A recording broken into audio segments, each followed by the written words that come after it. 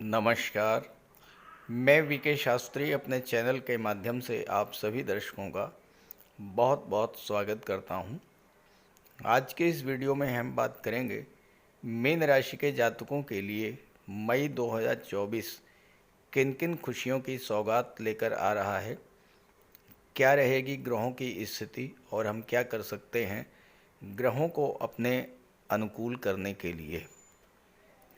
मई 2024 आपके लिए असीम संभावनाएं लेकर आ रहा है, क्योंकि 1 मई को देवगुरु राशि परिवर्तन करके वृषभ राशि में गोचर कर चुके हैं और 13 जून तक सूर्य के नक्षत्र कृतिका में गोचर करेंगे। सूर्यदेव भी 14 मई तक अपनी उच्च की राशि में गोचर करेंगे और उसके बाद राशि परिवर्तन करके गुरु के साथ गोचर करेंगे। सूर्य गुरु का एक साथ गोचर करना और गुरु का सूर्य के नक्षत्र में गोचर करना, ये आपके जीवन में एक बहुत बड़ा परिवर्तन लाने वाला होगा। इसके अलावा दैत्य गुरु शुक्र भी 19 मई को अपनी स्वराशि वृषभ राशि में गोचर करेंगे और आपके लिए धन का भंडार लेकर आएंगे, क्योंकि कुछ जातकों की कुंडली में मालव्य राजयोग बनेगा और कुछ जातकों की कुंडली में विपरीत राजयोग बनेगा। महत्वपूर्ण बात यह है कि आपकी कुंडली में मई में 7 बड़े राजयोग बन रहे हैं, जिन पर आगे चर्चा करेंगे। तो ग्रहों के इस गोचर के आधार पर बात करेंगे मई में आपकी आर्थिक स्थिति कैसी रहेगी, आपका स्वास्थ्य कैसा रहेगा, शिक्षा, प्रतियोगिता, लव, रोमांस, विवाह और व्यापार की दृष्टि से मई का महीना कैसा रहेगा, दाम्पत्य सुखों, संतान, शेयर मार्केट, भाग्य और विदेशों से लाभ की दृष्टि से कैसा रहेगा, कला जगत, सिनेमा जगत, मीडिया और राजनीति से जुड़े जातकों को लाभ के क्या क्या अवसर मिलेंगे, इन्हीं सब बातों पर चर्चा करेंगे इस वीडियो में। ये विश्लेषण आपकी चंद्र राशि के आधार पर किया जा रहा है, यानी चंद्रमा आपकी जन्म कुंडली में जिस राशि में गोचर कर रहे हैं वही आपकी चंद्र राशि होगी और उसी के आधार पर आपको इस वीडियो को समझना है। अगर आपकी जन्म कुंडली में जिस भाव में चंद्रमा का गोचर है वहाँ पर 12 का अंक लिखा हुआ है तो आपकी राशि मीन राशि होगी। तो ये है मीन राशि के जातकों की मई 2024 की गोचर कुंडली। देखिए, एक होती है जन्म कुंडली। जन्म कुंडली में आपका प्रारब्ध लिखा होता है, जीवन में कौन कौन सी घटनाएं कब कब घटित होंगी इसका विचार जन्म कुंडली से किया जाता है। और दूसरी होती है गोचर कुंडली, जिसमें वर्तमान में ग्रहों के गोचर के आधार पर क्या क्या घटनाएं घटित होंगी इसका विचार किया जाता है।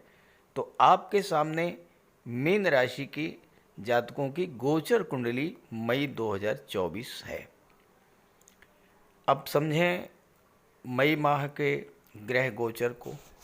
मई माह में 4 बड़े परिवर्तन होने जा रहे हैं। देखिए, आपके लग्न भाव में बुध का गोचर है और बुध 10 मई को धन के भाव में चले जाएंगे। शुक्र धन के भाव में गोचर कर रहे हैं, 19 मई को पराक्रम भाव में आ जाएंगे। सूर्य धन के भाव में है, 14 मई को पराक्रम के भाव में आ जाएंगे। और चौथा जो सबसे महत्वपूर्ण परिवर्तन है वो है देवगुरु का। देवगुरु 1 मई को राशि परिवर्तन करके वृषभ राशि में आ चुके हैं। अब आपकी कुंडली में लग्न भाव में त्रिग्रही योग बन रहा है, धन के भाव में त्रिग्रही योग बन रहा है और पराक्रम के भाव में त्रिग्रही योग बन रहा है। तीनों ही भाव इस समय जागृत हैं और तीनों ही भाव का लाभ आपको मिलेगा।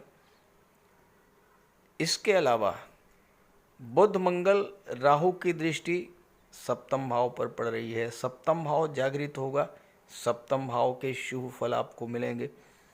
गुरु, शुक्र, सूर्य की दृष्टि भाग्य भाव पर पड़ेगी, भाग्य का भाव जागृत होगा तो भाग्य का पूरा पूरा साथ मिलेगा। और बुध, शुक्र, सूर्य ये धन भाव को जागृत करेंगे, साथ ही साथ अष्टम भाव को भी जागृत करेंगे। तो इन सभी भावों का आपको शुभ फल प्राप्त होगा। और शनिदेव जो हैं वो आपकी कुंडली के 12वें भाव में गोचर कर रहे हैं। और महत्वपूर्ण बात यह है कि आपके जीवन में 7.5 का प्रथम चरण गतिमान है और शनिदेव इस समय आपके लिए बहुत शुभ स्थिति में आ चुके हैं। गुरु के माध्यम से अपना फल प्रदान करेंगे और गुरु अत्यंत मजबूत स्थिति में है, शुभ स्थिति में है। तो मई महीने में आपको बहुत सारे लाभ मिलने जा रहे हैं। जहाँ तक राजयोगों की बात है तो देखिए, बुध सूर्य का बुधादित्य राजयोग, बुध शुक्र का लक्ष्मी नारायण योग ये बनेगा धन के भाव में। बुध मंगल का केंद्र त्रिकोण राजयोग 10 मई तक आपके लग्न भाव में बनेगा। बुध चौथे भाव के स्वामी हैं, मंगल नवम भाव त्रिकोण के स्वामी हैं, तो बुध मंगल का केंद्र त्रिकोण राजयोग बनेगा। शुक्र जब राशि परिवर्तन करके पराक्रम भाव में आ जाएंगे तो गुरु और शुक्र का गज लक्ष्मी राजयोग बनेगा। और इसके अलावा देवगुरु आपकी कुंडली में दशम भाव के स्वामी हैं और लग्न के स्वामी हैं। एक केंद्र और एक त्रिकोण के स्वामी हैं, तो गुरु स्वयं अकेले ही केंद्र त्रिकोण राजयोग बना रहे हैं। तो ये तो हैं राजयोग। अब आइए इसके प्रभाव को समझते हैं। आगे बढ़ने से पहले एक संक्षिप्त चर्चा इस बात पर कि अप्रैल महीने में आपके जीवन में क्या क्या समस्याएं आईं और उसका कारण क्या था। देखिए, किसी भी व्यक्ति के जीवन में कष्ट तब मिलते हैं जब राशि का स्वामी पीड़ित हो या राशि के स्वामी पर पाप ग्रहों का प्रभाव हो। अप्रैल महीने में यह तो कुल मिलाकर ग्रहों का गोचर अनुकूल था, लेकिन देवगुरु का गोचर जो आपके लग्न के स्वामी हैं धन के भाव में था, मेष राशि में, और केतु के साथ षडाष्टक योग बन रहा था।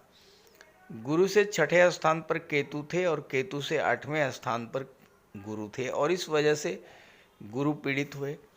दूसरे, आपके जीवन में 7.5 का प्रथम चरण गतिमान था।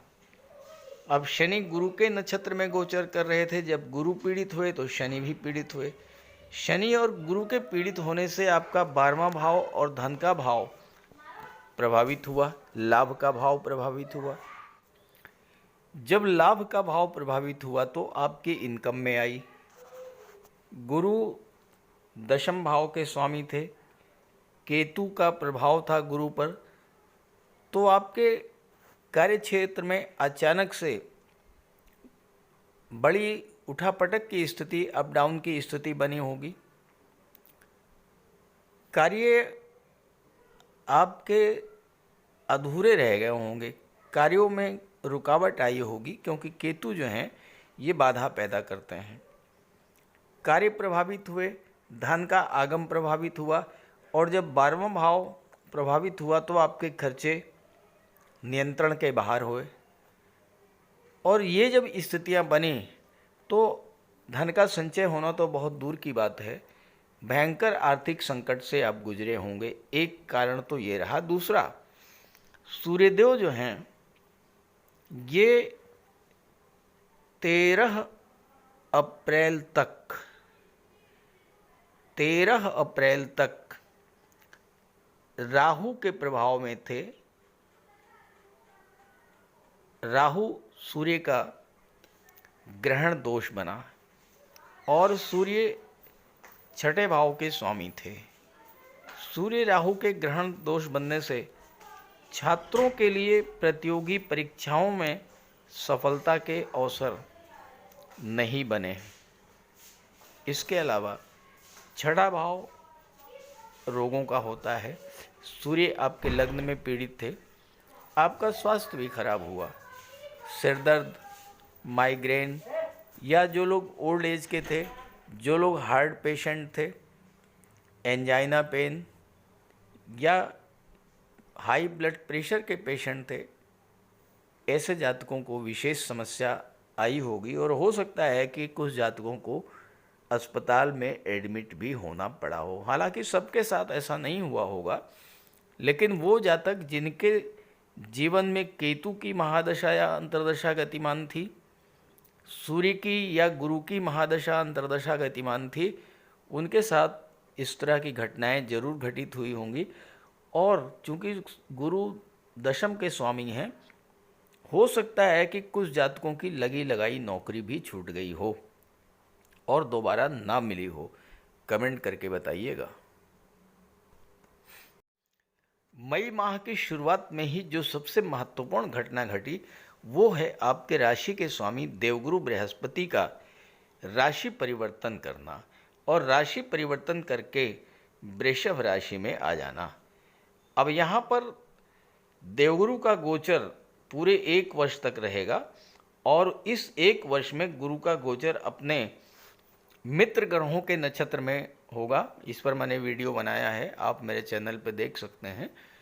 तो देवगुरु सूर्य के नक्षत्र में गोचर करेंगे 13 जून तक। अब मित्र के नक्षत्र में और भाग्य भाव पर दृष्टि डालेंगे तो भाग्य साथ देना शुरू करेगा। जब भाग्य आपका साथ देगा तो करियर के लिए समय अच्छा रहेगा। कार्य क्षेत्र की जो रुकावटें थी वो दूर होंगी। और शनिदेव जो हैं ये भी गुरु के नक्षत्र में गोचर करेंगे तो गुरु के माध्यम से फल देंगे, तो शनिदेव भी शुभ फल देंगे। अब शनि आपकी कुंडली में लाभ के स्वामी हैं और 12वें भाव के स्वामी हैं, 7.5 है आपके जीवन में। लेकिन अब 7.5 के नकारात्मक प्रभावों से आपको बहुत बड़ी राहत मिलने जा रही है। सबसे पहला और सबसे महत्वपूर्ण जो परिवर्तन होगा वो यही होगा कि 7.5 से जो आपको कष्ट मिल रहे थे उनसे अब आपको राहत मिलेगी मई के महीने में। हालांकि गुरु और शनि किसी भी एक राशि में बहुत लंबे समय तक गोचर करते हैं तो एकदम से कोई रिजल्ट नहीं मिलेगा, लेकिन परिवर्तन धीरे धीरे होगा और बहुत अच्छा परिवर्तन होगा।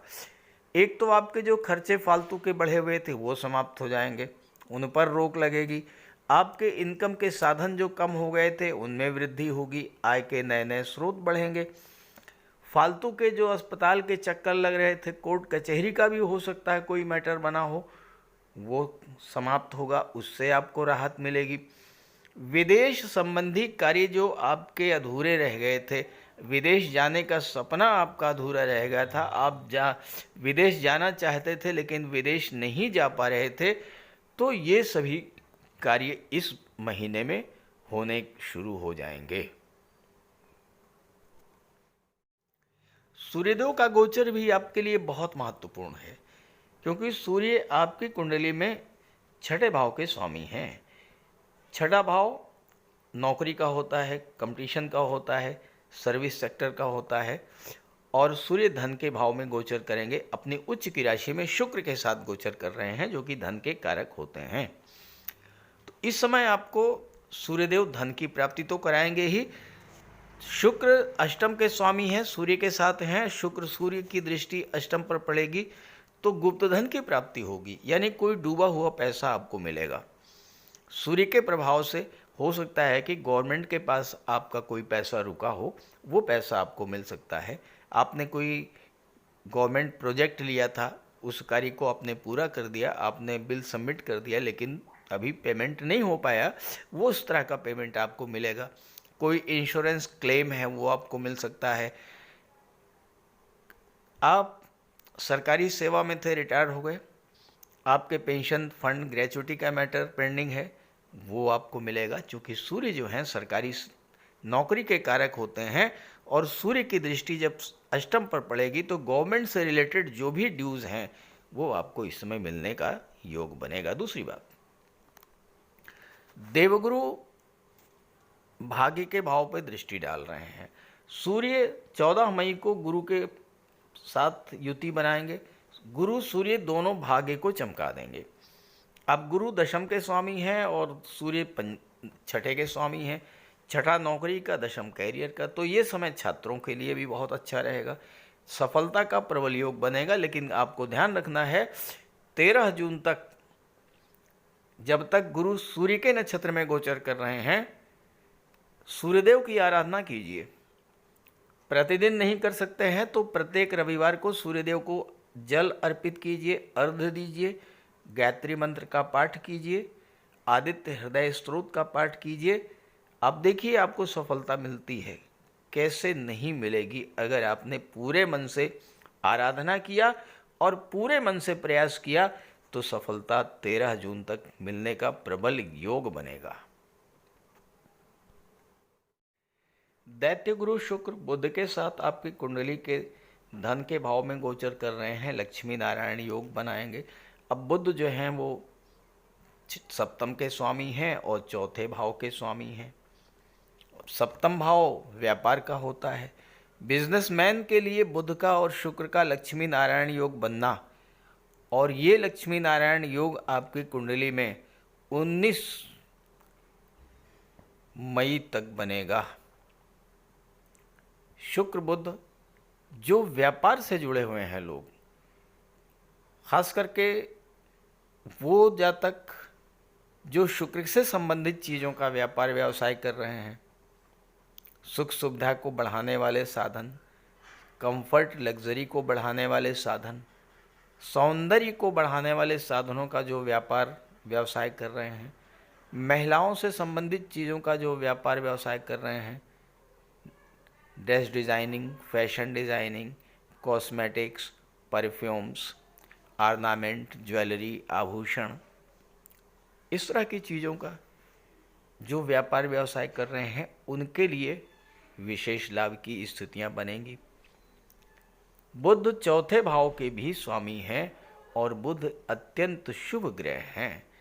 इस समय आपका पारिवारिक वातावरण, घरेलू वातावरण भी अत्यंत शांत रहेगा। पर घर परिवार में किसी तरह का कोई तनाव था तो तनाव की स्थितियां जो हैं वो समाप्त होंगी, और घर में कोई धार्मिक या मांगलिक आयोजन भी हो सकता है। आपकी कुंडली के लग्न के स्वामी देवगुरु बृहस्पति जब सूर्य के साथ गोचर करेंगे तो राहु के प्रभाव से जो आपके मन में नेगेटिविटी थी, जो नकारात्मक सोच आपकी थी, जो आपके अंदर डर था, भय था, वो समाप्त होगा।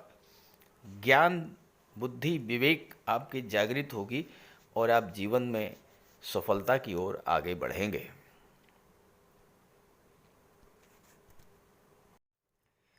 एक बहुत ही विस्फोटक योग आपकी कुंडली में बन रहा है लग्न के भाव में, और वो है मंगल और राहु का अंगारक योग। और मंगल आपकी कुंडली में वाणी के भाव के स्वामी हैं।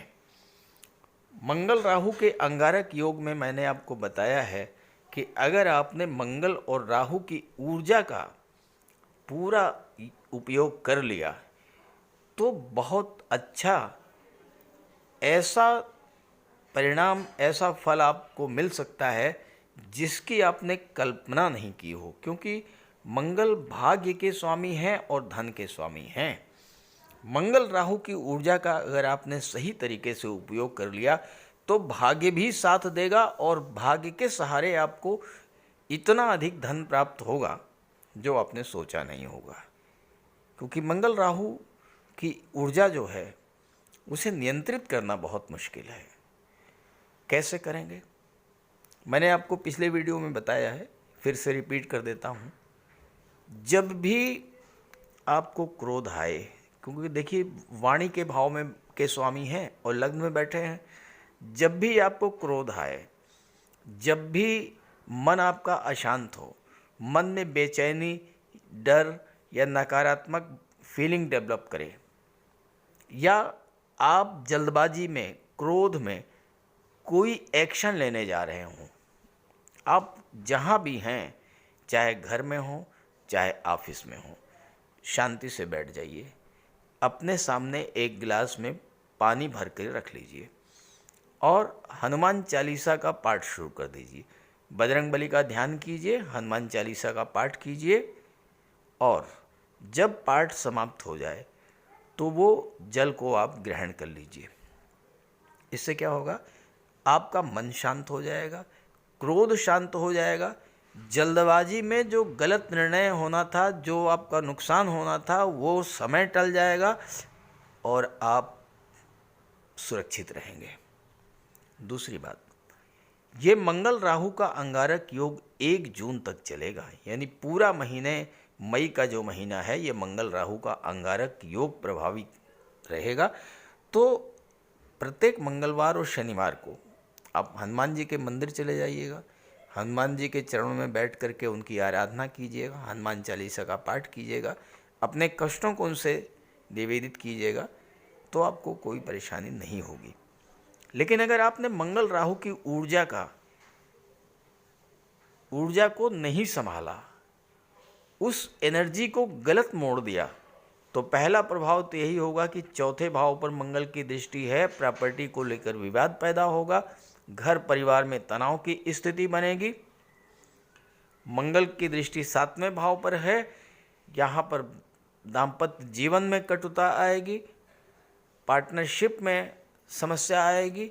और मंगल की दृष्टि 8वें भाव पर है, अचानक से चोट चपेट एक्सीडेंट की घटनाएं घटित हो सकती हैं, कोई अशुभ घटना घटित हो सकती है, स्वास्थ्य आपका अचानक से बहुत ज़्यादा खराब हो सकता है। इसलिए इस अंगारक योग को बहुत ही मैनेज करके चलिएगा, बजरंगबली की निरंतर आराधना करते रहिएगा, देखिए कितना अच्छा रिजल्ट आपको मिलता है। कुल मिलाकर के मीन राशि के जातकों के लिए मई का महीना बहुत ही सुखद परिवर्तन लेकर के आ रहा है। बस जो सावधानियां, जो उपाय मैंने बताया है उसका ध्यान रखिएगा और ये वीडियो, ये जानकारी अपने साथियों मित्रों को भी ज़रूर शेयर कीजिएगा। नमस्कार।